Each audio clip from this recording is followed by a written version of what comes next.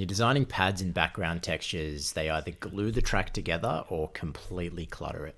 If you've ever found yourself fiddling and tweaking sounds for far too long, this video might be for you. Today I'm talking about a couple of dead simple concepts that helped me stop overthinking my sound design and make sounds that actually work. Alright, we're back in Ableton and I'll quickly walk you through the loop we're working with today. Super simple setup for the low end, just a kick from my free overstayer pack that I shared last week. And then for the bass, I'm using my new hypnotic bass tool that's available now as well on Gumroad. I'll play the low end on its own so you can get a feel for it.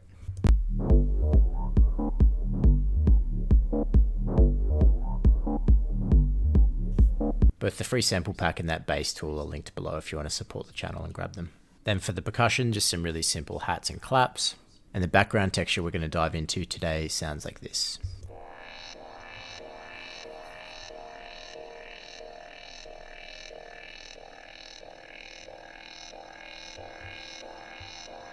So I'll quickly dive into this wavetable patch and explain how I've designed this background texture.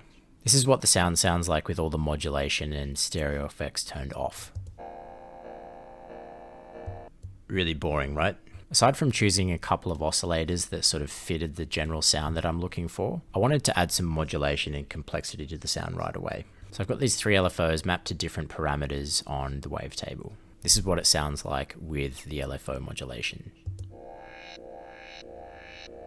The most obvious thing here is definitely the filter modulation. This LFO is mapped to this filter and it's clocked to this 3/8 time signature, which gives it that sort of polymetric effect. The other two LFOs are a little bit more subtle. This LFO is mapped to the gain of our second oscillator here so that the sound's evolving over a longer period of time.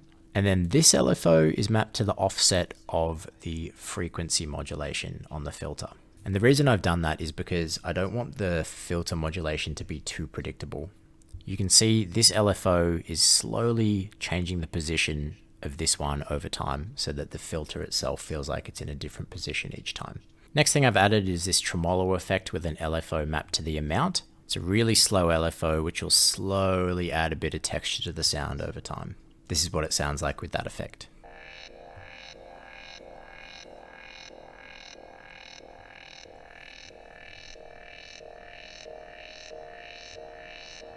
So really subtle, but just one little extra layer of complexity. Then I actually added a lot more layers of complexity to this sound and pulled them back and deleted them. At this stage, I realized all I really needed was some basic tweaking and a bit of stereo modulation. So aside from this really basic EQ adjustment, I've got an auto pan, a phaser, and a reverb to fill the sound out. The auto pan and the phaser are moving the sound around in the stereo image, and then the reverb is just making it feel like it's in a real space. And then this is the final result again.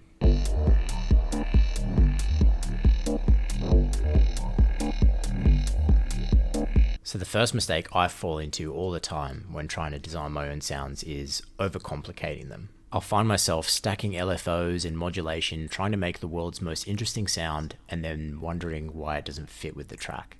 These days I prefer to not even touch textures and pads until the bones of the track are solid.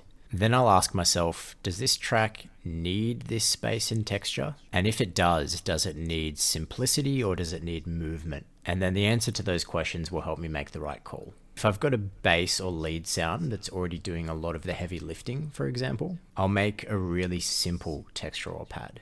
So try to get away from that thinking of, oh, I've got to make the world's craziest, most interesting patch. It's all about trying to make the right sound for the track that you're making. With the bones of this loop already having some complexity from that bass that I created, I thought I needed a texture that was pretty simple, but complicated enough to fill the track out. So there's two things I want to consider when I'm adding a sound to a loop. First question I'm asking myself is, will the complexity of this sound distract or take away from the feel that my track already has? And the second thing I'm asking, which is probably more important, is there even space in this loop for the sound that I want to add? So in this example, before I added the pad, I could see that there was potential to add a sound into this area of the frequency spectrum. And then when designing my sound, the first thing I did was put some MIDI notes into the MIDI clip that made this sound fit into that area of the frequency spectrum. And just quickly, if I found that there was no space in the frequency spectrum, I'd reconsider my need to add another sound to my loop in the first place.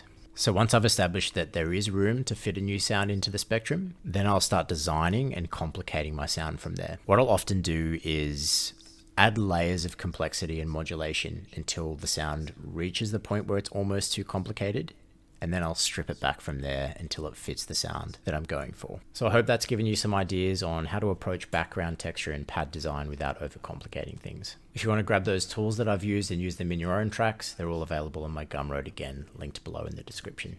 Thanks again for watching until the end, and happy producing. Bye.